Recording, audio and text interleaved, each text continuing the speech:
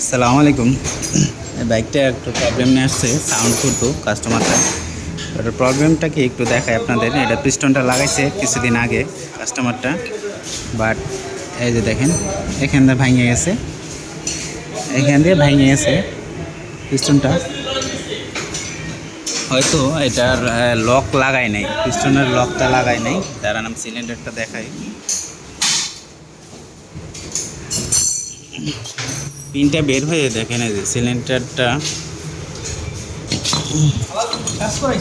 এই যে এখানে দেখেন একটা দাগ হয়ে গেছে।